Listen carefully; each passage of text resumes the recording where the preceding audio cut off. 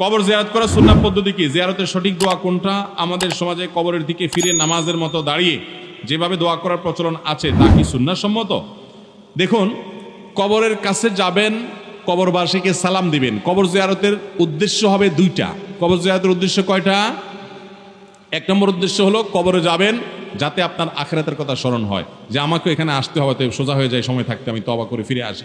নবী সাল্লাল্লাহু আলাইহি ওয়াসাল্লাম বলেছেন, জোরুল কবর ফাইন্নাহা তুযাক্কিরুকুমুল আখিরা ফাজুরুহাল আন ফাইন্নাহা তুযাক্কিরুকুমুল আখিরা। তোমরা কবর জিয়ারত করো, কারণ কবর তোমাদেরকে আখিরাতের কথা স্মরণ করে দিবে। এই জন্য আমি যাব কবর জিয়ারত করতে। নাম্বার দুই, কবর জিয়ারত করে এই জন্য যাব যে ওখানে গেলে মুর্দা আছেন তাকে সালাম পেশ করব, তার জন্য শান্তির দোয়া করব।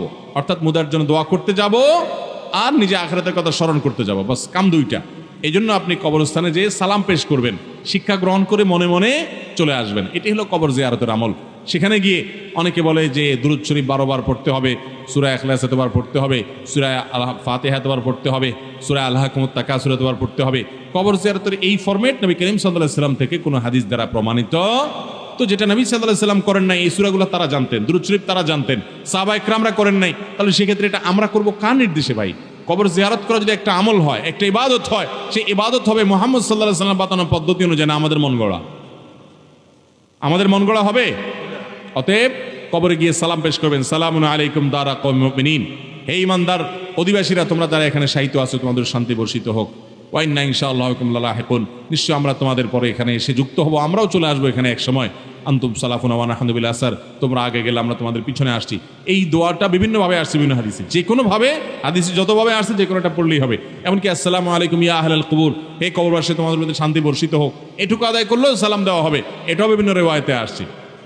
যার কারণে যে কোনোভাবে বর্ণিত সালামের যে ফরম্যাট আছে, আপনি ফরম্যাটে সেখানে সালাম নিবেদন করবেন, এরপরে চলে আসবেন।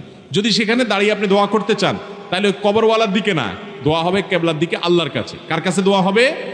আল্লাহর কাছে। আল্লাহ তাআলা আমাদেরকে শিরক মুক্ত ঈমান এবং আমল করার তৌফিক দান। আমাদের সমাজে মাইয়েতের খাট কাঁধে নিয়ে 40 কদম গমন করার পর কবরের উদ্দেশ্যে রওনা করেন, এটা কি সুন্নাহ সম্মত? সুন্নাহ পদ্ধতিটা বুঝিয়ে বলবেন। কবরে লাশের খাটিয়া কাঁধে করে নিয়ে যাবেন, 10 কদম পর পর লোক পাল্টাইতে হবে, বা 40 কদম পর পর লোক পাল্টাইতে হবে, কাঁধ পাল্টাইতে হবে, এ পাশেরটা ওই পাশে যাবে, এমন কোনো কথা কোরআন হাদিসে কোথাও আসে নাই। এগুলো আমাদের নিজেদের বানানো জিনিস। যার কাঁধে আছে ওই 4 জন কাঁধে নিয়েছেন, ওই একইভাবে ওই একই কাঁধে শেষ করে ফেলতে পারবেন।